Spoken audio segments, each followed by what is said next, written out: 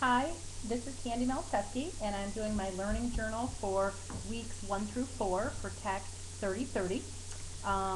The beginning of the session or the class, I basically was learning how to use my webcam and how to put a video on YouTube.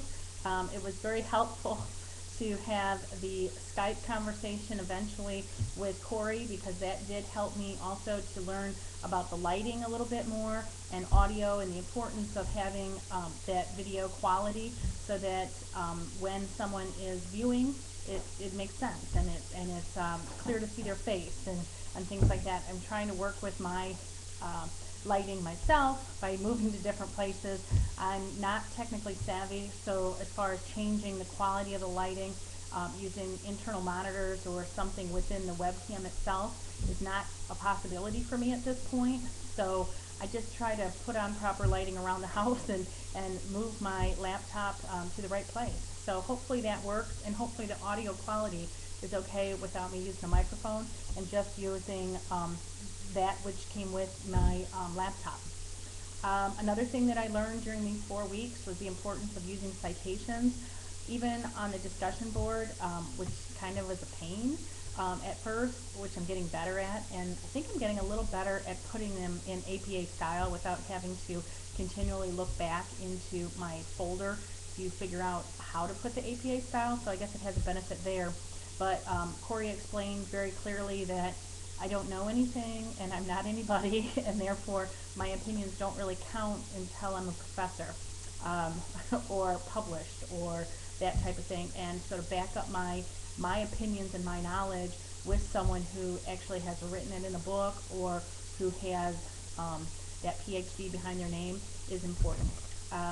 Second week we worked on looking at poor delivery. It was kind of a humorous week to look at some bad designs. I've been very fortunate.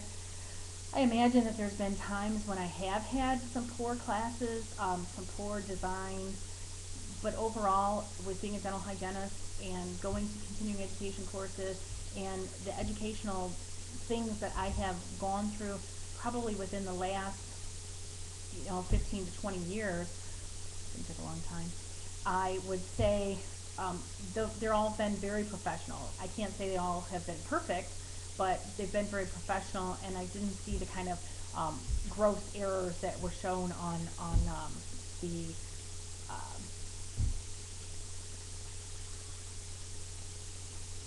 examples that were given. The other thing that was very helpful to me during these 4 weeks is to know there's way more models for instructional design besides the ADDIE model. I specifically chose one that wasn't the ADDIE model for my discussion board that week because I had used the ADDIE model before, and as good as it works, that's fine. But I thought it would be really helpful for me to just try to use something that's different. I thought it would be important that I learned a different model just so that I knew that there's a lot of different things that are out there, and that was nice. And to even find that, I had to use the internet for research. Without having a book available for this particular course, using the internet for research has been instrumental. Fortunately, I do have some other books that I've used for other courses that have been helpful. Using the Skype, it's fun, and I have a good time with it. I think it's fantastic when you're working on a group project, but I am already familiar with it because I had used it for the Tech3030 course. So I already was used to using Skype. Not that I'm perfect on it, but I at least have a pretty good handle on it and see its benefits both in the workplace, in instructional design, and as well as being a fantastic way, like Tam said, to keep track of family, especially when you're out of town. I have some nieces away at college, and this is how I want to be able to keep hold of them and what they're doing.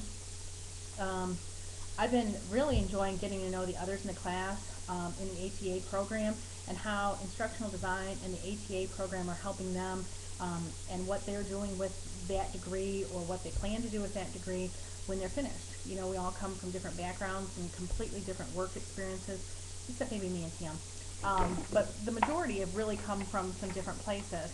So it's really nice to see that and how this same degree could be really beneficial.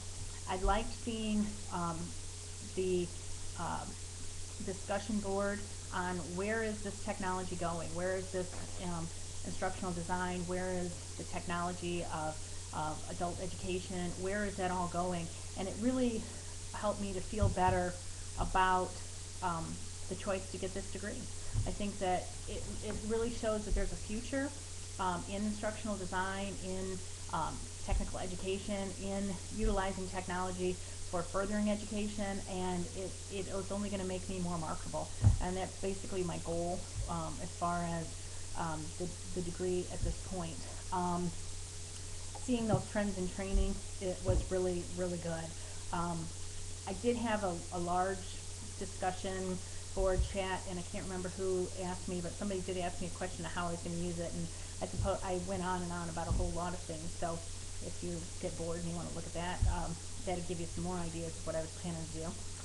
Where the class is going, looks like we're going to just keep working on instructional design and the different things that we need to do to make sure that when we do create a program, that it's understood, well, it's needed, it's understood, it's implemented, and it's effective. And it looks like that's where we're going with the capstone project, and that hopefully we're all going to be creating a program that is effective and can get the information out there to the people who need it. I have chosen for mine infection control.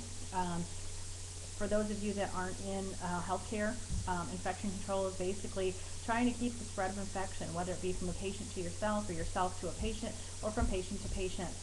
You know, we're touching charts, we're touching pens, we're touching instruments, with the chairs, the light fixtures, anything that we might touch within the office. Proper sterilization of instruments. I'm probably going to have to limit my stuff down to a very narrow scope and not include every little detail, but there are some very specific things that are extremely important, and that I think using the PD Works or a wiki is going to be a nice way for me to do that. Hopefully I'll be able to get some type of a video uploaded, whether it be one that I somehow make, and whether that be dragging my webcam around my office, I don't know.